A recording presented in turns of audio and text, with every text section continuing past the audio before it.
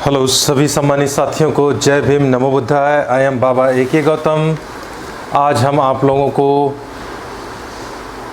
गौतम बुद्ध भगवान और उनके उपदेश के बारे में बताऊंगा। सबसे पहले तो चैप्टर 1 में हमारा सबसे पहले हम बताना चाहेंगे आपको गौतम बुद्ध और उनके उपदेश के बारे में। स्टार्ट।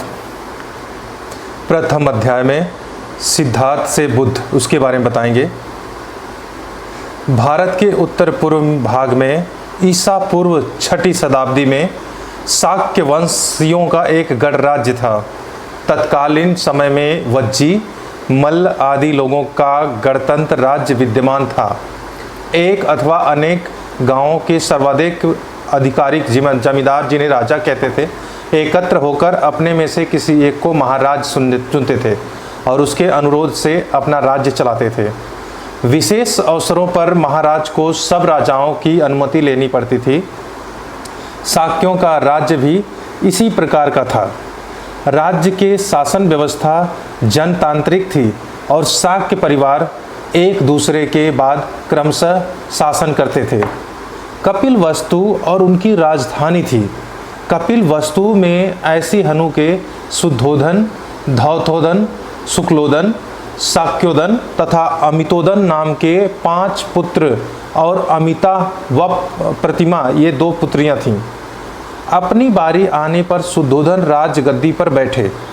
शुद्धोधन का विवाह देवदह के रहने वाले कोली वंश के अंजन और सुलक्षणा की पुत्री महामाया से हुआ था।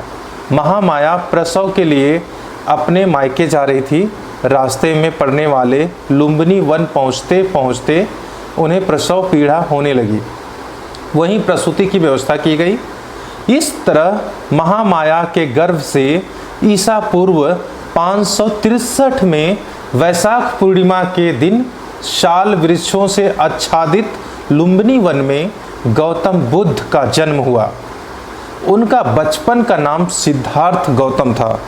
सिद्धार्थ का अर्थ है मनोकामना पूर्ण होना और गौतम उनका कुल नाम था। सिद्धार्थ के जन्म के 7वें दिन उनकी माता महामाया का मृत्यु हो गई थी। सिद्धार्थ का पालन पोषण उनकी मौसी महाप्रजापति गौतमी ने किया था। महाप्रजापति गौतमी महामाया की बड़ी बहन और राजा शुद्धोधन की दूसरी पत्नी थी। 8 वर्ष की आयु होने पर सिद्धार्थ की शिक्षा आरंभ हुई।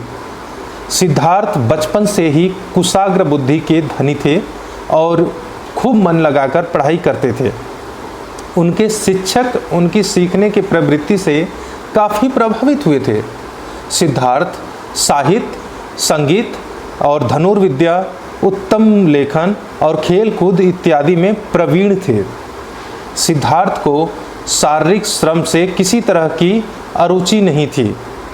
वप्र मंगल उत्सव, धान बोने की प्रथम दिन मनाया जाने वाला उत्सव, जिसमें हर शाक्य को अपने हाथ से हल जोतना पड़ता था, उसके समय वे स्वयं हल जोता करते थे।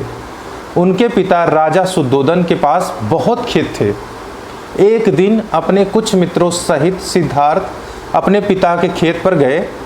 वहाँ उन्होंने देखा कि मजदूर खेतों में काम कर रहे हैं, किंतु उनके तन पर पर्याप्त कपड़े भी नहीं हैं।